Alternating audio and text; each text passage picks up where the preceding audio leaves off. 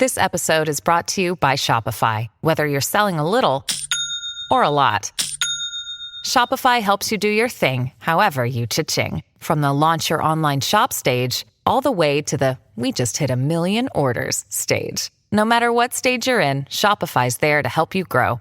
Sign up for a $1 per month trial period at shopify.com/special offer, all lowercase. That's shopify.com/special offer. Today on CityCast Madison. It's Thursday, so of course we're dishing on Madison's food scene. Summer's in full swing, and I've got a question for you.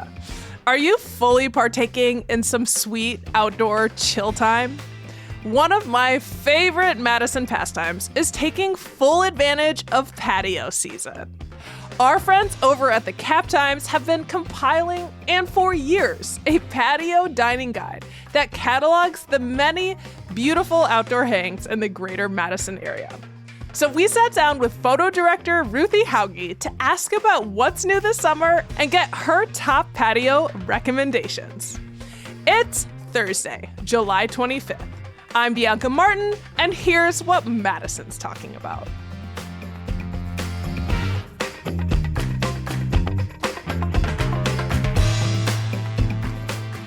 Hey, Ruthie. Hi, how are you?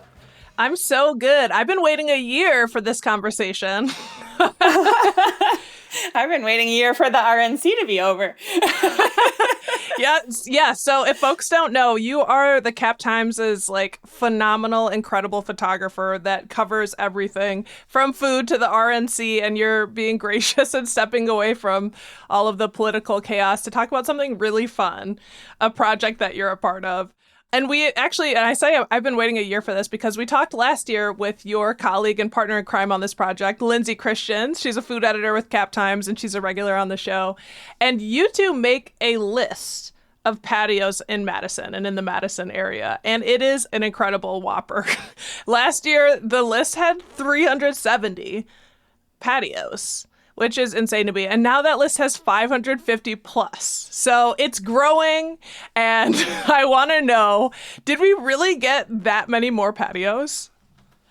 It's not so much that we got more patios or new patios as that I noticed more. So because, as you said, I'm covering all the things for the Cap Times, I'm driving all over the Madison area and beyond every day. So I will be driving around and I'll see a patio that I haven't put on the map yet, and I will hold down the button on my steering wheel and say, Siri, remind me to add so-and-so patio to the patio guide when I get home.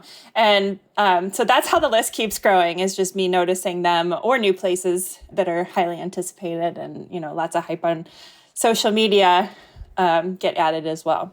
Yeah. Patio season is truly one of the best seasons in Madison. And, you know, can I ask, how did this project get started? This was a pandemic project, which I feel like so many things were birthed from the pandemic, this being one of them. So everybody was looking for places to eat, drink, hang out, socialize outdoors, because that was the safer way to do it. And so a lot of new patios were popping up. We had restriction changes in where patios can be and how they can operate.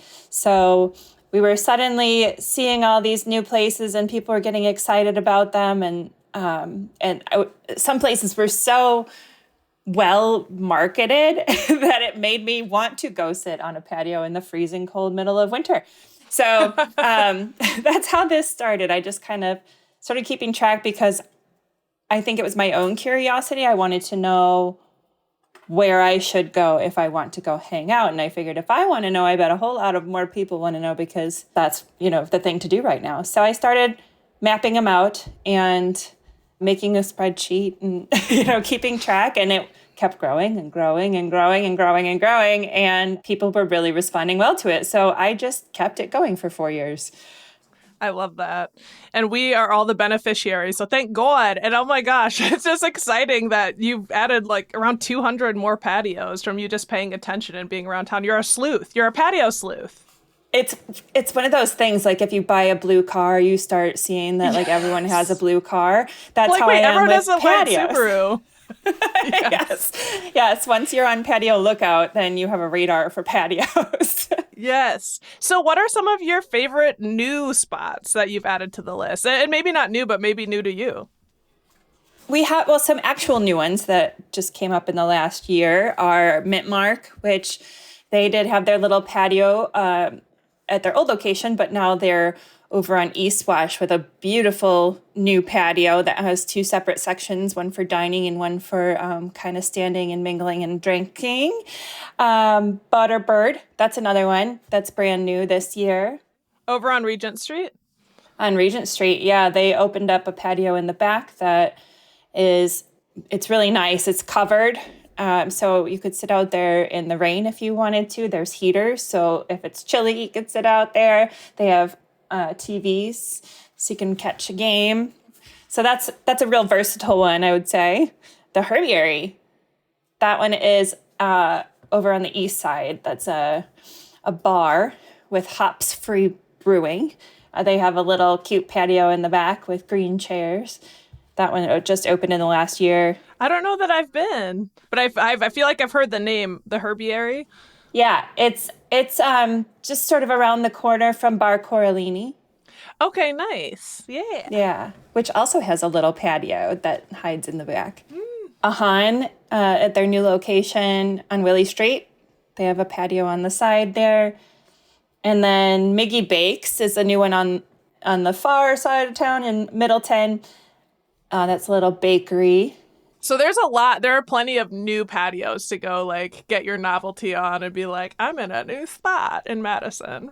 Yes, there are a couple more coming, too, that aren't open yet. Northside Lounge and Minocqua Brewing have patios in the works. Okay. So something to look forward to. Did any surprise you on your journey over this past year since the last time we talked to you? Well, I guess we talked to Lindsay. That's okay. I gave Lindsay lots of good information for that podcast interview, so I was like the fairy godmother on her shoulder. Okay, good. I would say maybe not surprising, but really enjoyable is the La Taguara patio over by Easttown Mall.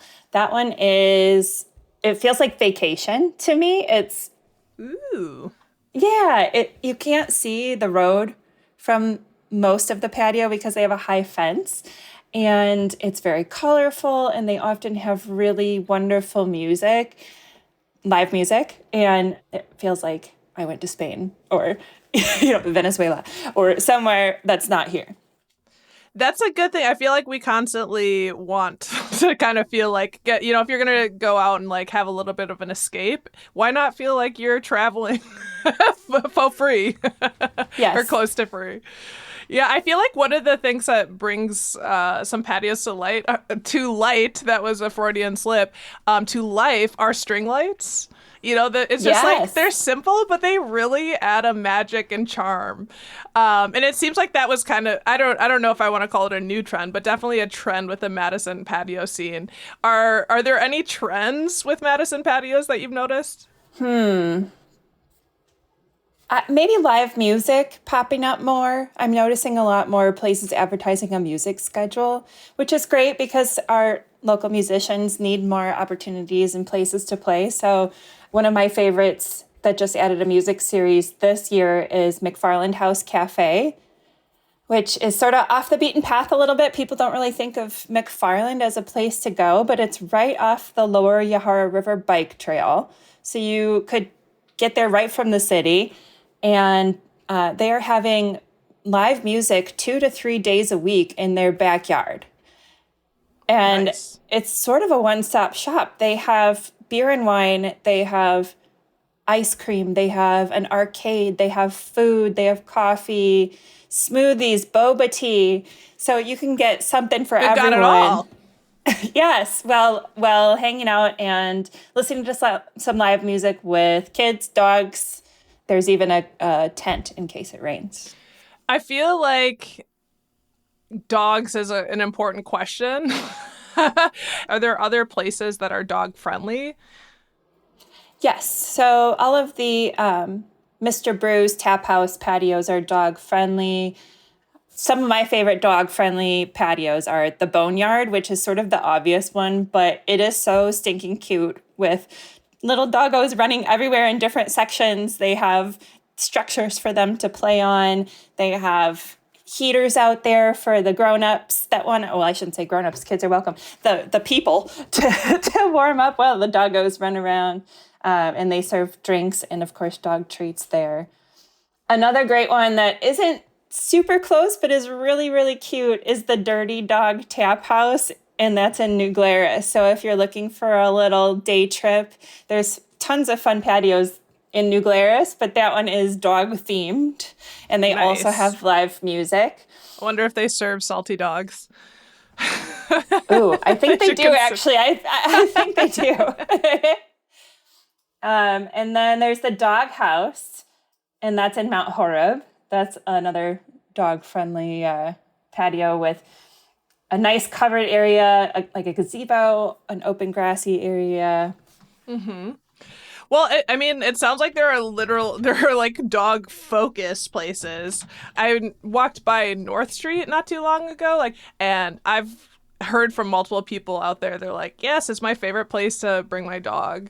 And last time I just was walking by, I met a couple of them, and it seemed like a really nice, chill place to kind of hang out on a patio too. So that's a good one. Yeah, definitely. And if you're downtown, I know that Settle Down Tavern is dog friendly.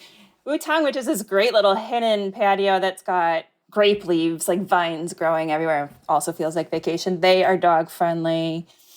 So there's a lot of places, but I would call and check just to make sure, because sometimes there's little restrictions in place, like your dog has to be well behaved, can't be, super hyper or a big barker or anything like that.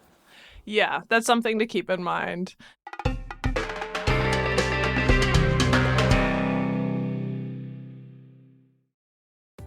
Hi, I'm David Plotz, the CEO of CityCast. The best way to learn a language is immersion, living where the language is spoken and using it every day. That's how I learned French as a kid. But if that's not in the cards for you this year, you can still learn a language the second best way, and that's with Babbel. I live in a city with a huge immigrant population. You probably do too. And in my hometown, a lot of my new neighbors speak Spanish as a first language, and we have lots of great Mexican and Central American and South American restaurants and stores. I wanted to be able to communicate just a little bit better with some of my neighbors. So I started with Babbel, the science-backed language learning app that actually works. And after just a few extremely enjoyable weeks learning Spanish with Babbel, I've already gotten comfortable ordering at a restaurant and eavesdropping on my girlfriend's conversations with her mom. Look, learning a language isn't always easy, but with Babbel it is fun and it feels useful, basically immediately. That's why Babbel has over 16 million subscriptions sold. Plus, all of Babbel's 14 award-winning language courses are backed by their 20-day money-back guarantee. Here's a special limited-time deal for CityCast listeners. Right now, get up to 60% off your Babbel subscription, but only for our listeners at babbel.com/citycast. Get up to 60% off at babbel.com/citycast. Spelled BABBEL.com/citycast. Rules and restrictions may apply.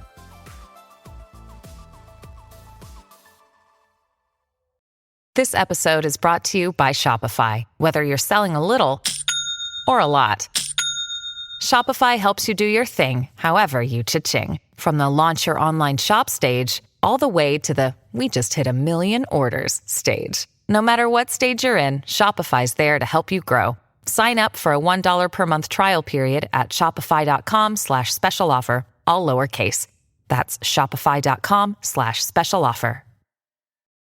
We spoke with our friend Aaron Seligman of Macaroni Kid Madison recently about best summer activities, and we talked a little bit about places for kids. You're a mama. Do you have any favorite kid-friendly patios or kid-centered? He actually pointed out there's a difference between kid-friendly and kid-centered. We not to compare kids to dogs, but we were just talking about some dog-centered places. Are there any patios that are kid-centered, and then kid-friendly ones that you like?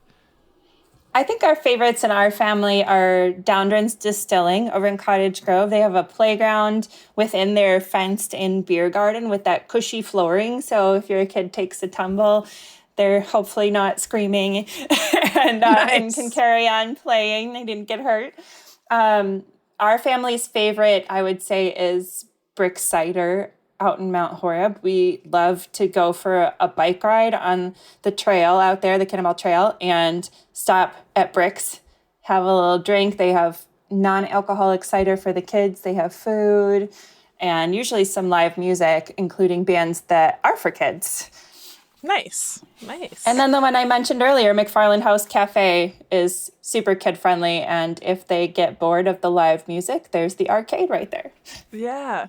And it seems like with the McFarland Cafe and this spot you just mentioned, you can bike to it. Is that something that you've considered in your patio layout, is like places that you can just like bike on up and hang out on the patio? Absolutely. That's our favorite pastime in our family. So I'm a big fan of that. And I've mapped out a bunch I'm like, of them. I want to go with Ruthie's family. Come along. You're fun. What about like for big groups? Because sometimes, some places it's just like, okay, you show up with 12 people, maybe good luck. Like, are there bigger patios that you'd highlight for a big group? I would say it depends on what group you're looking for. If it's all grown-ups, one of my very favorite large patios is up in Wanakee, and that's Drumlin Ridge Winery. We've actually brought our kids there too because they can kind of run around in this little forested area that's right next to it, next to the vineyard. But they have lots of different tables, lots of levels of seating, like lower level patio, upper level with umbrellas. So that's a good one. You can move tables together there. There's even picnic tables in the vineyard, like between the rows of vines, which is lovely. Okay. That sounds charming AF. Yeah, it's really wonderful. That's one of my favorite patios. It's not necessarily a convenient location to, downtown or the suburbs unless you're up in Wanakee, but totally worth the drive and not that far at all. And then I'd say sort of an obvious one is the Old Brick Beer Garden. As long as you get there early, you should be able to find a spot for a large group. Yeah. It's just gorgeous to be able to sit out and look over the lake. I actually wanted to ask about that in terms of like what are the best places for lake views. Definitely Old Brick Gardens, like especially with the sunset. Ooh, that is a whole, a whole vibe. Yeah, I mean, I would say that maybe is my complaint about our area is that we have 4 lakes and not that much waterfront dining. And I mean, we have a few, we have plenty of options, but you would think we have a whole lot more. And my favorites are one I discovered this year, Bridingham Boats. Oh, yes, I keep hearing about this. Yeah. Yeah. So they have the burger barge where they grill burgers on a boat. You can eat them right out there on the waterfront patio. They have a nice deck like with a pergola over it. You can put a picnic blanket out there. And then they have a concession stand as well. I think that if you're really looking for summer beach vibes, that's the place to go. Also kid-friendly. There you go. Also kid-friendly. But you're a photographer and you actually have to, your photos get on the gram all the time because they're fantastic. But are like, which patios would you say are best for the gram or, have like the best aesthetic? Ooh, I think currently Mint Mark, Turnkey gets the most gorgeous, here's the photo nerd in me, the most gorgeous light in the evening. And everything just glows back there. And I love photographing that patio in the evening. I think that Prost, that former church turned into a beer hall, is kind of fun just because of the architecture in the background of the patio. The patio is sort of embedded into the side of the building there with that with the church in the background. Okay, a couple other ones. These two are owned by the same people, not close to here, but again, worth a day trip. Tumbled Rock Brewery and Balanced Rock Winery in Baraboo. They are gorgeous patios. The one at Tumbled Rock it has everything you could want in a patio. There's lawn seating with Adirondack chairs. There's a fire pit. There's shade. There's full sun. There's a stage, everything you could want. You can order drinks there, you can order food. And then their sister winery has this beautiful patio that overlooks sort of the rolling hills of the Baraboo area. And you can buy a bucket of golf balls and hit them off into the grass that's out there. So my husband and I were out there and we're like, this is a great place to bring the kids. We could just buy them a bucket of golf balls and we could sit here and have our wine and they will be occupied and have fun. Yes. And it sounds like the perfect day trip. And I've driven past that. I've never actually stopped, but I've seen live music going on there. And it seems like really fun and beautiful. It really is. Yeah, the last time I saw you in person was actually outside of the Sylvie for the Chapel Roan concert, Yes. which was stacks on stacks of human beings dressed as mermaids. And it was maybe one of the coolest things, and I felt like I was missing out so much because it sold out right away. But I feel like I had to bring that up because I saw you on a patio. You were sitting on a patio at the Vintage. And Yes. you wouldn't necessarily think, well, this is the most scenic patio, but it's a happening patio. There was a lot to see with that group of people there. Yeah, absolutely. The line to the Sylvie was stretching past that patio and down the block, down East Wash. So I was like, I could really use a little something to eat before the show. I've been photographing for hours, so I'm going to keep my cameras on my lap and photograph any interesting mermaids that walk by while I have something to eat. I was seriously living off of that, observing all of the young. I guess it was a diverse crowd, but it was like so many people with their hearts on their sleeve and their outfits. Like they were out, they were doing it, and it was gorgeous. So I love hitting up live music here in Madison. But I'm also curious about patios that are particularly quiet or serene, places that maybe you want to get away from the noise and commotion of some of the more popular spots. I think Drumlin Ridge that I mentioned before is an excellent spot for that. And then one of my favorites that is outside of town in Cambridge is called Plow. And that is a farm-to-table restaurant. The owners bought a farm with the intention of living off the land. And then as a result, they had all this food and they opened a restaurant. So their patio is just really adorable. The town of Cambridge is very calm and peaceful. And there's a lot to do in that area too. And there's this great little historic B&B a few doors down. So if you wanted to make a little staycation out of it, it could be a really relaxing way to do something without leaving the area. Yeah. Well, so before I let you go, if you had to pick just one place to spend your time, and it's in Madison, which patio would it be? Ooh, okay, I'm gonna have to think. Gosh, it depends on what I'm going for, what my vibe is that I'm feeling. Let me add some more specifications. A place where it's not raining, so let's do that. And heck, me avoiding swearing, heck. How about it's a place you can catch live music? Ooh.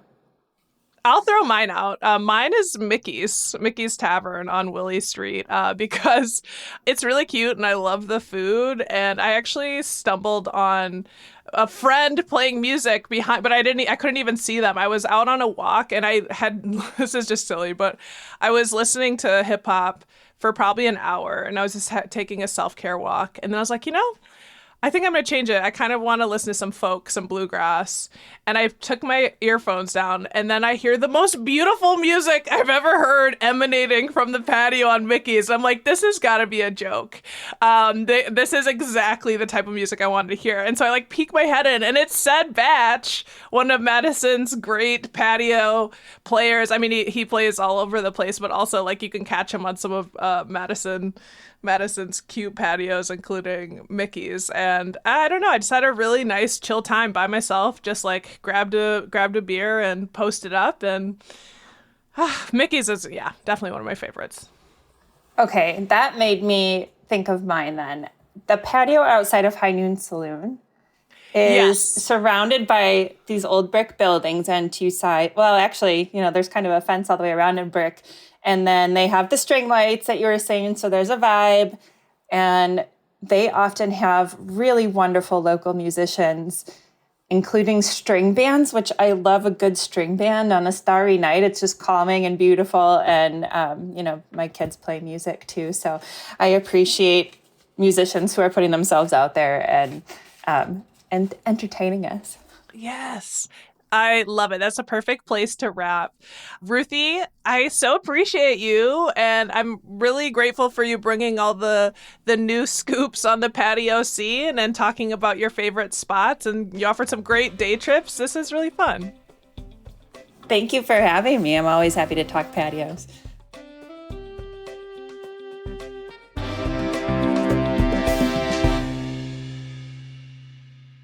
That's Ruthie Hauge, photo director at the Cap Times and lead on their patio dining guide. If you want to check out that guide and their interactive digital map, head over to our show notes for a link.